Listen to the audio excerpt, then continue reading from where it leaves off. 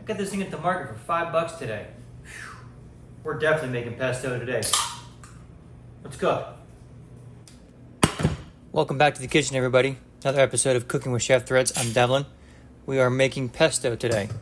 We're going to start this dish off with some toasted pine nuts. I like to toast mine. It gives it a nice, rich, roasted flavor to our dish here.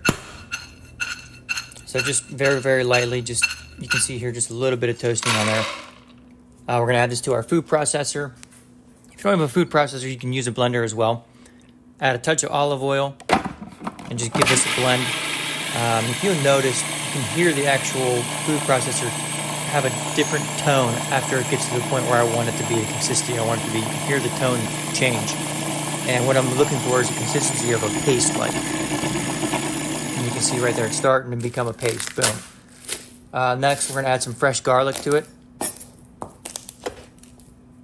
And I think I did about 4 to 5 cloves in there. And they don't have to be perfect. Just smash them, get the leaves off of them, or the outsides off of them. Throw them in your food processor. Speed the process up here so that way it's not dragging on.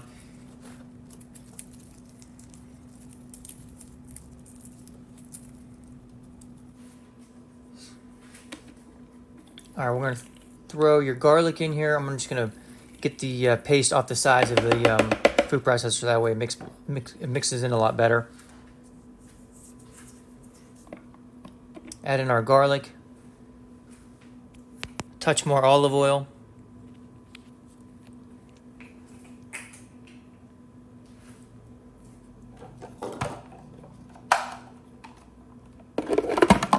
And go ahead and give that another pulse.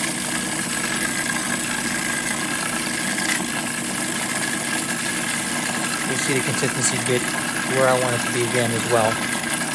It's still like a paste at this point.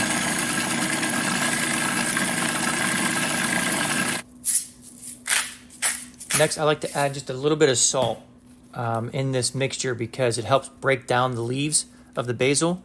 You don't want to over-process or over-blend your basil leaves. The heat from the processor or blender could actually oxidize the leaves and make them turn brown. So we don't want to do that. We're just gonna lightly pulse these guys, maybe a couple seconds, and you'll see when I start putting the food processor back on, it doesn't take much. A couple pulses and it's done. You want it a very, very nice bright green color still.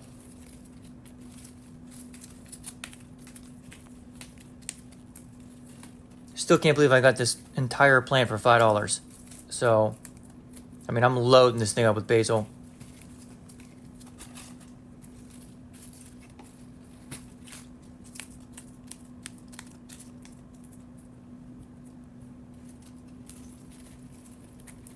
And guys, there's, a million different ways you can make pesto. This is my version. So here you see, not much. And then, boom, that's it, done.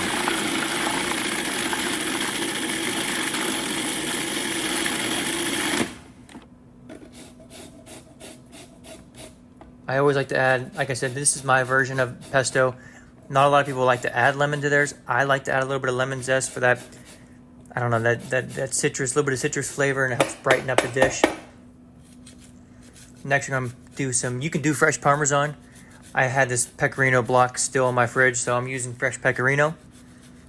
And with these two ingredients here, you're not going to blend anymore. You're going to fold this in with a rubber spatula or a spoon or whatever you have. But you want to fold it in. You don't want to blend anymore because you see that basil is consistency I'm looking for. It's still nice and green and bright. Yeah, so you just fold that in.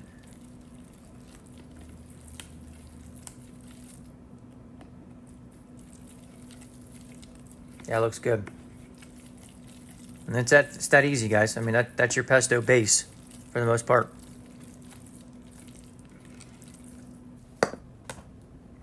All right, we are making some fresh pasta for this dish. You know me and fresh pasta. I love doing it.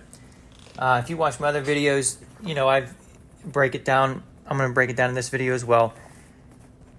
Making fresh homemade pasta it's really not that hard as everybody says it is. If you have the right ingredients and the right tools to do it, it's really not hard, guys. All it is for this, what I'm making is just flour and egg.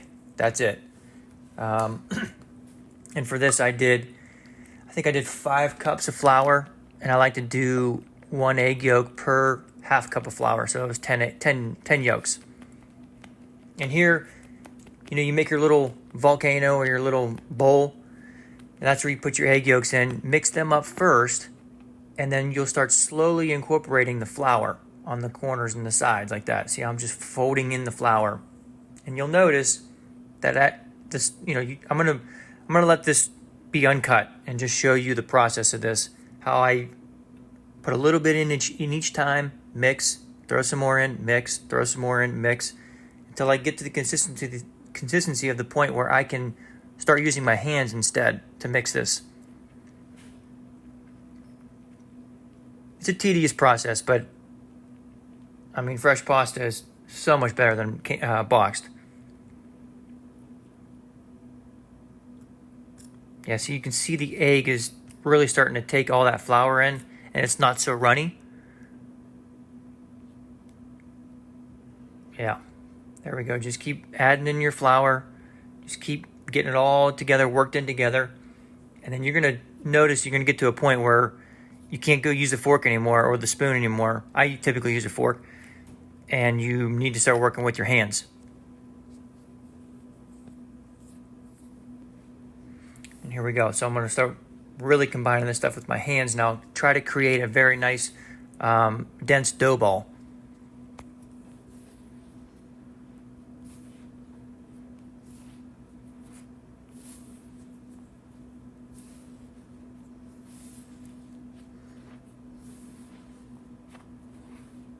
Again, I wanted to keep, a lot of these shots kind of uncut, so that way you can, see the entire process of what I'm doing to try to make this homemade pasta.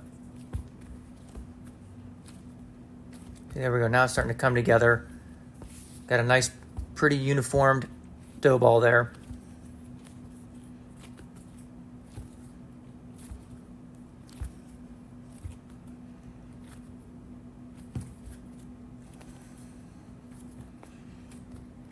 Yeah, that's perfect.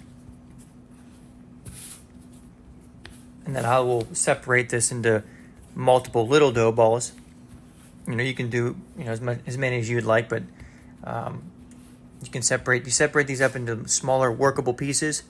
And then you see here, I just try to press it down, get it as flat as possible. You can use a rolling pin if you'd like. I probably should have used a rolling pin for this one in particular because it kind of got messed up there. But the beauty of that is you can see how this one kind of got a little funky. Like I said, the beauty thing about that is you can pull this out, refold it, and then run it through your machine again. Because you have to do it anyway. So just keep folding it and then running it through your pasta machine. And then that's how you get the thickness that you're trying to achieve for. And with this one, I run it through about 3 times on this certain setting to get it to where I want everything to be, where the consistency I'm looking for. And then once I get it to that, now I'm going to do another setting. And you see this is the next setting down. So now it's making the dough a lot thinner.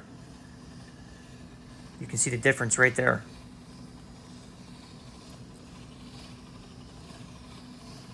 And it's like a perfect pasta sheet. I mean, you could use that for lasagna, ravioli, fettuccine, linguine, spaghetti, angel hair, whatever you'd like. So I'm running it through one more time.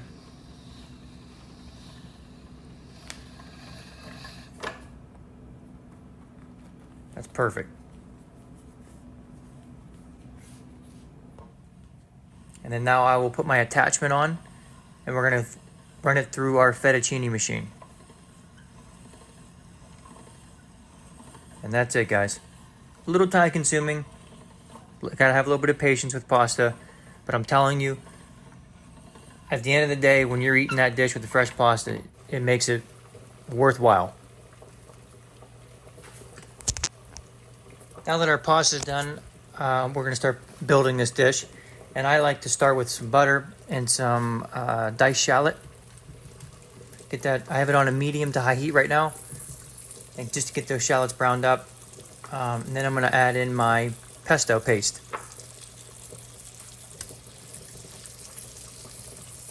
And just try to spread it out, because that garlic we put in there was raw, so you got to let it cook a little bit, and not get so much of a pungent garlic taste out of it, or that raw garlic taste out of it. So you got to let it cook a little bit before you start adding in your heavy cream and whatnot. A little bit of salt and pepper in there.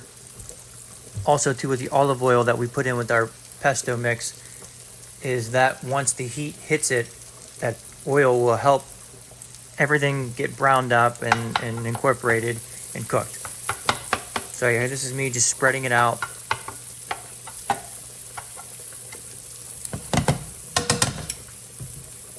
You can see everything starting to bubble up here, so that pesto is starting to cook now. Like I said, this is on medium heat right now.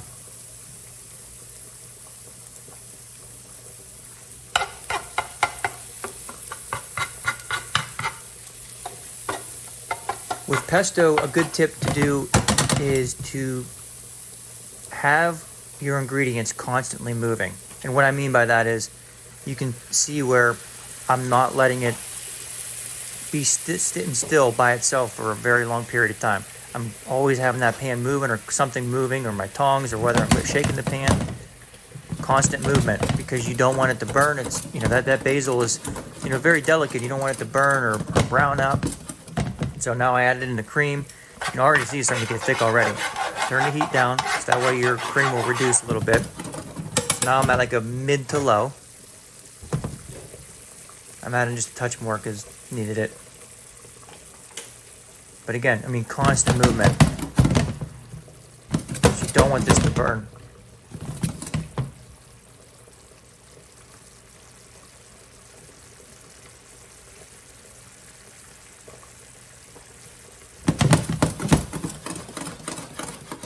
That's reducing nicely. Looks good. I always like to taste it too, because sometimes that basil can be a little bit bitter, or not basil, I'm sorry, the garlic and everything can be a little bit bitter. So always check your seasonings. I'm going to add a little bit more salt and pepper to this.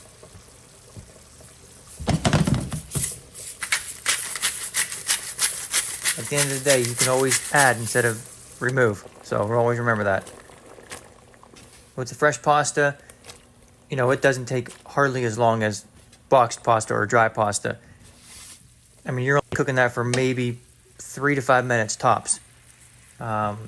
And we're going back to our dish. I'd like to add a little bit of our starchy, salty pasta water.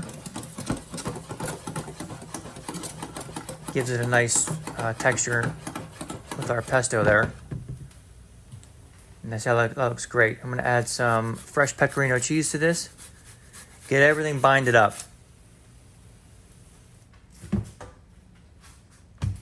Next, add our fresh pasta. And at this point, the heat is like low. Very, very low. And just get everything mixed around. And then just give it a nice toss.